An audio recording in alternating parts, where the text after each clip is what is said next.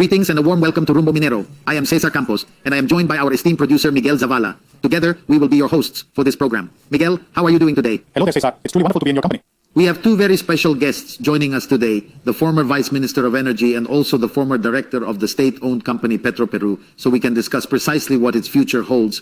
How would it be possible to fully reactivate the total operational functioning of Petroperú? Cesar, an economist, will be attending along with Carlos Adrianzén at this event, and the Dean of the Faculty of Economics at the UPC, with whom we will be speaking about the most recent findings of this Fraser report, about the progress in rankings of attractiveness for mining investment in Peru. Of course. All this and much more here on Rumbo Minero. Let's go to the next report. As part of its financial restructuring strategy, Petroperú and Proinversión signed an agreement for the sale of 33 non-productive assets, including properties and land. The agreement will allow Proinversión to manage the commercialization of these assets through public-private partnerships and inactive projects, including industrial lots in Talara and properties located in Iquitos, Chiclayo, and San Isidro. According to the state company, the goal is to optimize resources, reduce expenses, and focus on strategic assets that are not part of this process. Regarding the value of the assets, the company indicated that some assets could reach $10 million and others $20 million, but the final appraisal will be determined by Proinversión. This announcement is complemented by the signing of an interinstitutional cooperation agreement between Petroperú and Petroecuador, which will allow the direct purchase of oil without intermediaries, the sale of Peruvian diesel, gasoline, and asphalt to the Ecuadorian market, as well as the interconnection of Ecuadorian oil fields with the Nor-Peruvian pipeline, facilitating the transport of crude oil to the Bayobar terminal and the Talara refinery. Currently, Petroecuador only refines between 30% and 35% of the crude oil it produces, so Petroperú will act as a complementary refinery and will subsequently sell the processed diesel. These actions are part of a comprehensive restructuring plan that includes the incorporation of a chief transformation officer and measures to reduce logistical costs and optimize human resources, with the aim of making the state company more efficient and sustainable. The report prepared by the Rumbo Minero journalistic team is interesting, as it informs us about the situation that Petro is experiencing in Peru. As we had announced, we are with the former Deputy Minister of Energy and former Director of the State Oil Company, Dr. Pedro Gamio, with whom we are going to discuss these aspects. Pedro, as always, it's a pleasure to have you on our program. At your service, Cesar. Based precisely on the report that is summarizing part of what has been pointed out recently, we wanted a first global opinion. What is your perspective on Petroperú's current situation? Do you believe that the worth of its assets is genuinely increasing? Does this agreement, which has been announced with great fanfare in the presidential address, really justify itself? With Petroecuador? Tell us a little about that. The agreement with Petroecuador is to renew an agreement that existed in the past, that it is important because it can be achieved. The type of crude oil that Peru needs at a competitive price. 1, 2, the shipping distances are very short. 3, for Ecuador, it's an advantage because it doesn't have the refining capacity it needs, especially for gasoline. And that is a very important subject matter, but I'm going beyond that. There is an old project for a part of Ecuador's unexploited heavy crude oil production that is located in the middle of a national park. Updating the oil transportation system by replacing the current method with a modern underground system through the same easement would be a remarkable endeavor, so that the North Peruvian pipeline system has a future. It's in the southern part of Ecuador, isn't that right? It is in the southeastern part of Ecuador. And if that were to actually materialize, it would be truly extraordinary because we wouldn't have the figure less than optimal for Petroperú that private operators are taking out their production first, through Brazil and now through Ecuador itself. Hey, Pedro. Well, we all know, don't we, what the state has given Petroperú these last few years, is in which governments like Pedro Pablo Kuczynski, Pedro Castillo, even Dina Boluarte's is not asking for more. How is the money provided to Petroperú being utilized? And now a new individual enters the picture, correct? This matter of financial transparency raises concerns. A sort of disguised financial rescue package where you see the government serves as a guarantor. Tell us a little bit about this. They are discussing a new rescue operation and financial strategy for the company. Excuse me, it's all about their future plans now. In financial circles, there is talk of a letter signed by the Minister of Economy that does not set a limit on amounts, that speaks of the Peruvian state endorsing Petroperú, backing Petroperú. This is a disturbing issue because we must secure conditions for the delivery of guarantees, because ultimately a guarantee from the Peruvian state lowers the interest rate that Petroperú can obtain. And ultimately it is a signal of a connection with the state as the owner of the company that there is absolutely no doubt in the minds of international bondholders that the Peruvian government will effectively address any significant challenges that may arise in the future. My sound recommendation is that Congress, the General Shareholders Meeting, set conditions to avoid the risk of entering what is called the black hole, which is maintaining the deficiencies, not hastening the presence of a top-tier international restructuring expert, not having private partners to help the company's competitiveness, and putting locks in place to avoid the political maneuvering that causes so much harm. Were you anticipating Dina Boluarte to bring up the topic of Petroperú in the conversation? I was expecting a speech more focused on accountability and acknowledgement of mistakes. It would have been quite a bit more, effective in getting to the folks. Following his speech, the Minister of Economy, Raul Perez Reyes, provided clarification on a significant matter. Uncertain in the presidential message, saying when the president speaks of the fiscal deficit that could be in a range of 2.6 to 2.8, it also talks about the Petroperú issue and points out that in the newspaper El Comercio, I am quoting directly, the shareholding of Petroperú must control the management of the company. In other words, something obvious, which is the state itself. The state must show a strong commitment to it. However, regarding the Petroperú upgrade initiative, it emphasizes the importance of increasing its refining capacity. This highlights the crucial role of the new Talara refinery in enhancing operations, to place itself at much higher indicators. Is this possible? Yes, it is possible, but I suggest that the company be split into a holding company, which would create a refining company where the storage plants are connected, and this is going to bring in first-rate investors that are currently present in Peru. Or separating it from Petroperú as a central body? Divide Petroperú into a holding company of three main parts. One being the downstream headed by the new refinery, another the upstream, which are the oil exploitation fields, and the third one that is the most complicated, which is the ugly duckling, which is the North Peruvian pipeline that demands a greater commitment from the state regarding the security issue. That opens the way so that even a 5% participation from a top-tier investor gives him the locks and management guarantees of management, which will cause Petroperú to regain its finest moments. When you were director, was that proposal made? This Did you take it to the approach board? was debated, and it was said that the international restructuring agent would reach that conclusion.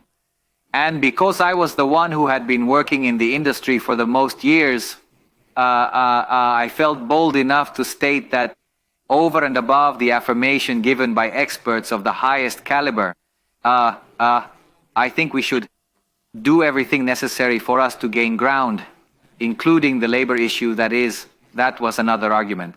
Regarding the excess of administrative staff, there was a hurdle in the labor jurisprudence, not in the laws of absolute job stability, and it was necessary to seek support from Congress for a law that allows the relocation of those who do not accept the voluntary retirement program to other public institutions where they can develop their profession, and in this way Petroperú can have a payroll, a competitive payroll prioritizing the productive part. Pedro, I also wanted to get your opinion and analysis regarding this agreement between Petroperú and Proinversión for the sale and management of 33. These are the assets, right, of this public oil company. Tell us, which properties are included? It's symbolical, but with 37 characters. It does not impact the financial statements in a decisive way. It had a meaning that Petroperú would give some form of contest to private investment in the building. that they have in San Isidro because of the very little use that building has. And it could, just as income can be obtained. Petroperú possesses land lots in the northern region with great wind potential. This offers a promising opportunity for wind investors who are seeking available land for their projects. Very important in Peru. The potential has been confirmed right next to the refinery. It will be a very interesting landscape for a new refinery to be nearby. A wind generation park could be developed on Petroperú lands through a contract where Petroperú receives rent instead of selling the land, ensuring its availability for future generations. Petroperú's building makes no sense. It's not about selling it. It could be a form of private administration that takes advantage of that infrastructure, and Petroperú, if it wants to maintain a small percentage of offices. Finally, Pedro, and in a brief manner, what action should we take regarding Lot 192? Could you update us on its current situation? Alta Mesa has already withdrawn, and we are still waiting for one outstanding offer. I'm concerned that the quality of the investor isn't being prioritized, not just for technical ability, but also for financial backing. I have learned that a company that is a leader in the new way of working in the northern jungle of Peru has expressed its interest, and I am struck by the fact that among many, this is one of the companies that could enter a competition to determine not to repeat the mistake of Alta Mesa. Pedro, as always, thank you very much for your participation in the program. I believe you have made a substantial contribution, remembering that it is probable that a holding company can be formed regarding Petroperú. It's a topic we will delve into and address next. Thank you very much to you, Pedro Gamio Aita. Former Deputy Minister of Energy and former Director of Petroperú was here on Rumbo Minero. A pause and we'll be back. We enter our American mining segment, always connected with Wall Street, New York, where the editor is located. From the international section of Rumbo Minero magazine, José Gonzáles, whom we give, as always, the warmest welcome. How are you, José? Cesar, it's always delightful to see everyone here each week. Being with you all is truly a pleasure.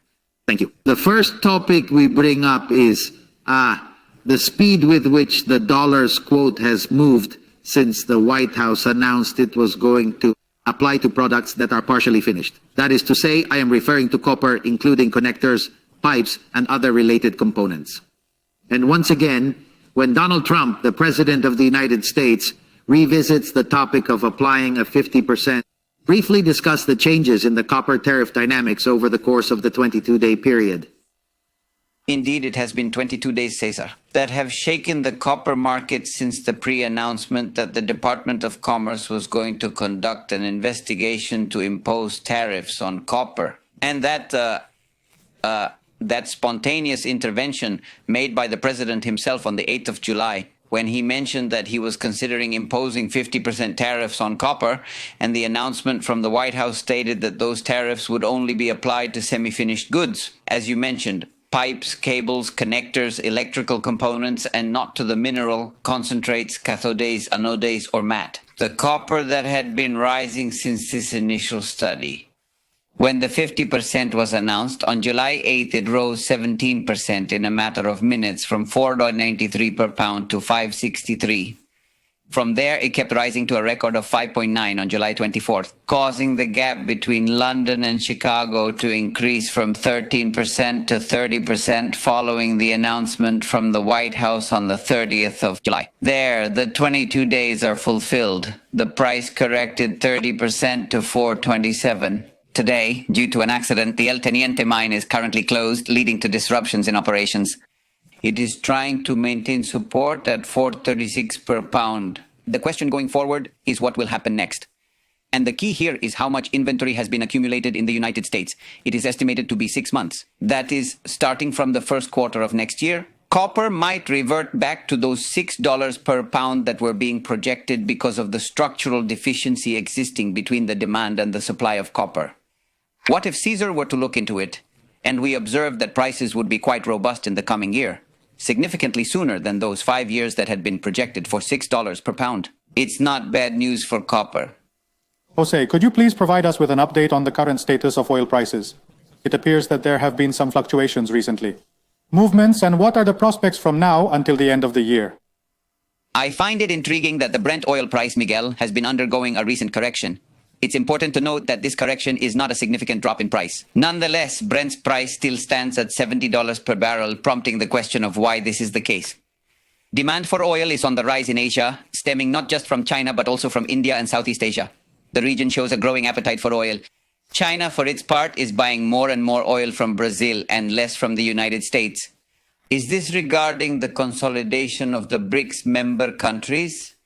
And there is a refining expansion in Kazakhstan that is putting pressure on OPEC. OPEC increased production by 95,000, adding 950,000 barrels of the 2.2 million expected this year and next, but only increased it by 500, 43,000 exactly. There is only a smooth transition, with neither a lack nor an excess. The expectation is that by the end of the year we could have an oversupply and the price could correct, and yet they remain stable. Why? Demand in the markets of the global south, urban expansion, and middle classes and industrial activity. Oil prices are unlikely to see a correction in the near future. Thank you so much, Jose. Looking forward to connecting with you next week, as always. Pleased to meet you. Jose Gonzáles met with the international editor of Rumbo Minero magazine to discuss matters in Wall Street, New York. You can find detailed information about their conversation in the latest publication. The most important, the leader in the mining sector, Rumbo Minero, which you can also access. Available for free online without any charges whatsoever. www.rumbominero.com. If you are a supplier, make sure to announce in our publication without fail. A commercial break and we'll be back.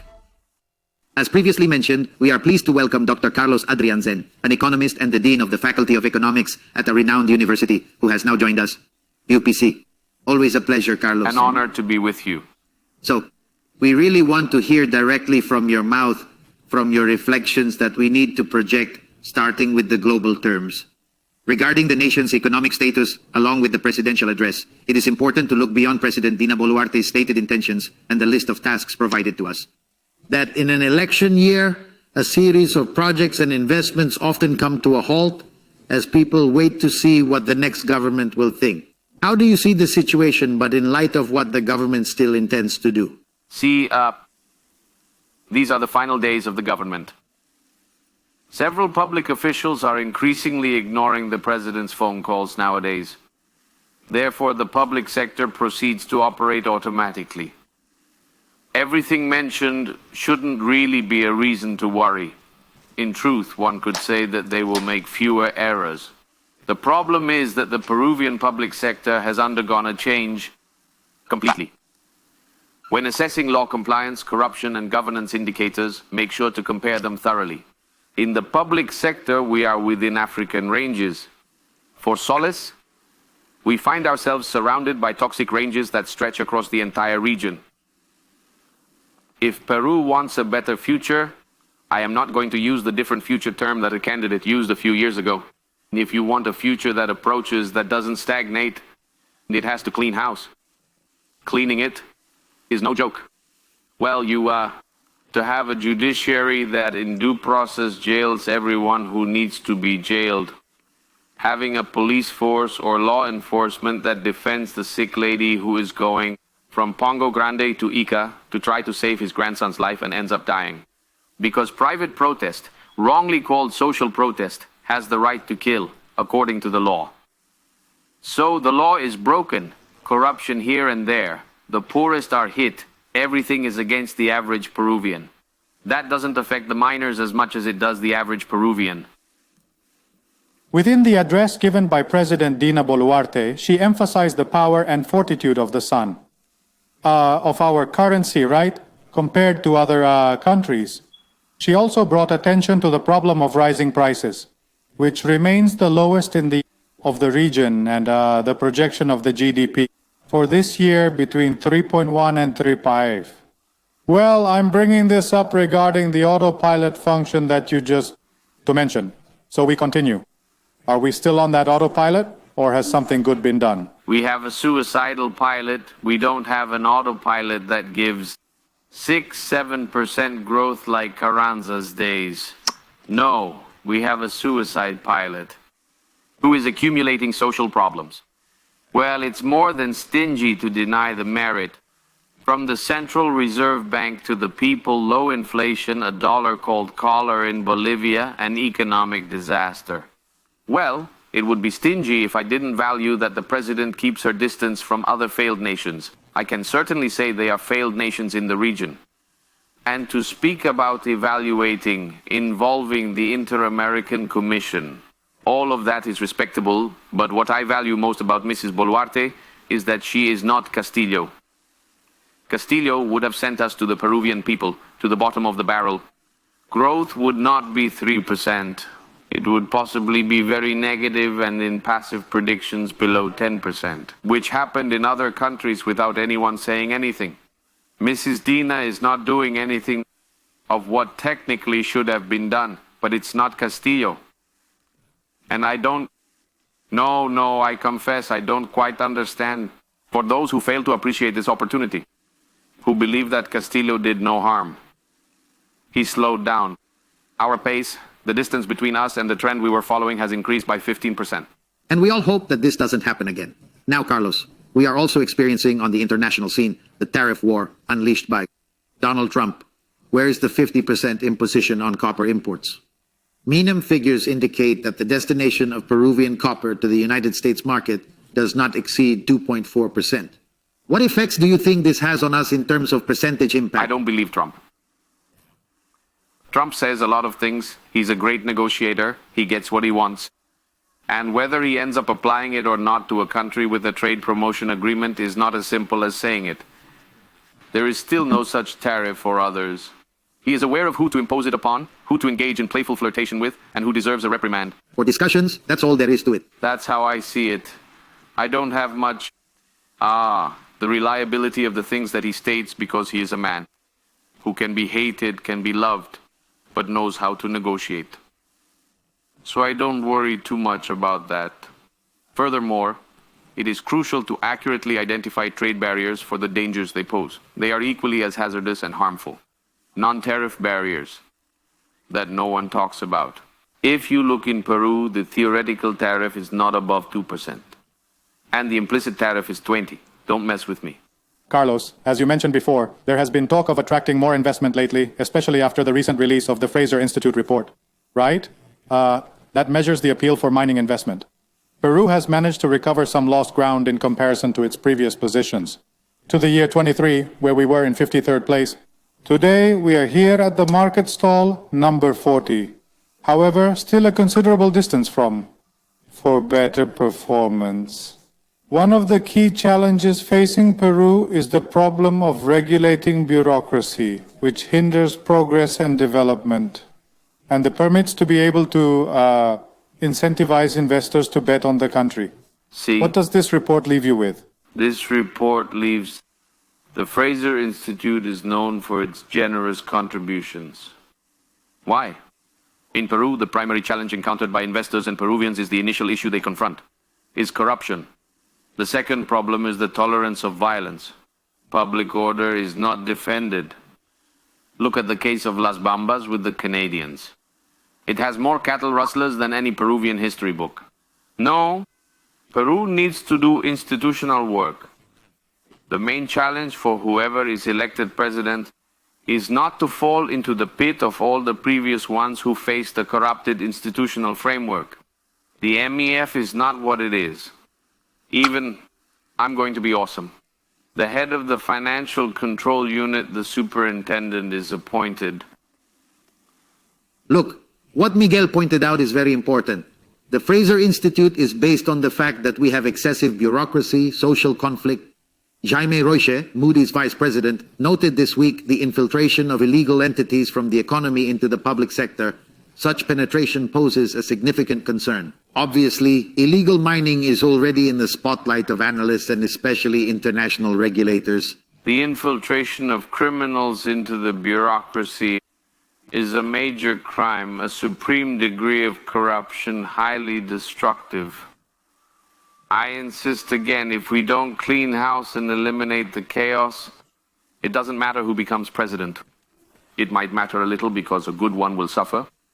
But in this election, we are not choosing a good candidate. I was speaking with an excellent candidate in a waiting room. He told me the important thing for a candidate is to be the one who wins the election. That is the prerequisite. A candidate must win the election. But a good candidate is one who governs well, one who takes on challenges, one who brings growth back to the people. Growth is what drives the reduction of poverty in this nation. Poverty stems from consumption, and growth is consumption growth. So I believe there is a huge challenge. Letting mining work, letting fishing work, letting the everyday Peruvian work. How is it possible that there are so many days off, like national holidays? I want more holidays, but none that are non-working. Christmas. And observe the 28th day of July. Of course. Full stop. Any remaining days are permitted to be public holidays. The whole schedule, but only the days that are worked. Because those who lose on non-working days are the poorest people. Correct. It's a countdown. Carlos, thank you very Thanks. much for being with us, providing us with very interesting insights and contributions. Carlos Adrianzén, Dean of the Faculty of Economics at UPC, was with us. Next is the segment by Iván Arenas, Mining and Society. Hello, friends.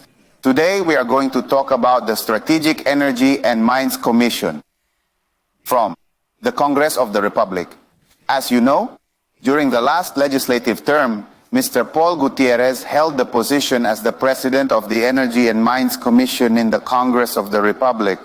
As we're aware, Mr. Paul Gutierrez became the center of attention, next to not only the mining sector or some of the informal mining guilds, but he also defended a MAPI law that he himself proposed, a MAP law, which created, among other things, what is called ancestral mining, mining servitude, and in some other way was a very lax legislative proposal regarding penal, civil, and administrative measures for informal miners. It turns out that this is an extremely important commission for this new legislature. It happens that this commission, like other commissions in Congress, such as the Commission of Andean Peoples, are always usually in the balance to be part of the agreements between political parties. However, it turns out that in recent months, in the last few legislative sessions, this Energy and Mines Commission has been handed over to the left. In that give-take, I believe that Congress's main parties and their roles in legislation should have the responsibility of the matter. And this means that the Energy and Mines Commission of this new legislature should no longer be led by Mr. Paul Gutierrez, nor any individual or member of Congress tied under any circumstances to the interests of non-formal mining operations. We believe it is appropriate for this commission to be led by a responsible person, someone knowledgeable about the subject. However, they must also have the ability to garner agreement for introducing a revised MAPI legislation concerning informal mining operations, in this case, informal mining. Otherwise, if the Energy and Mines Commission, the Strategic Energy and Mines Commission, once again passes, let's say, due to responsibility, or once more, Mr. Paul Gutierrez or someone who shares his mindset takes the lead again, believe me, we are going to have many problems in the coming months. Well then, my friends, until next week, many thanks to all of you.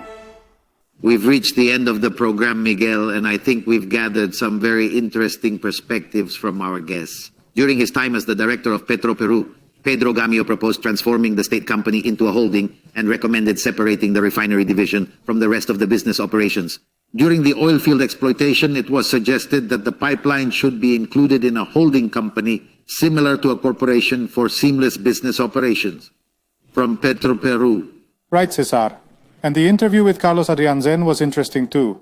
He informs us that starting now and continuing until the next government, we will be operating on autopilot, which I believe is a relatively positive thing. And it is certainly a difficult task for the incoming president, naturally. The fundamental thing Adrianzén says is that we must end corruption in the state. That is essential and should be a banner, hopefully, for all candidates. I am Cesar Campos, and I am joined by Miguel Zavala as we present this program. We are excited to have you with us, and we can't wait to see you again next week.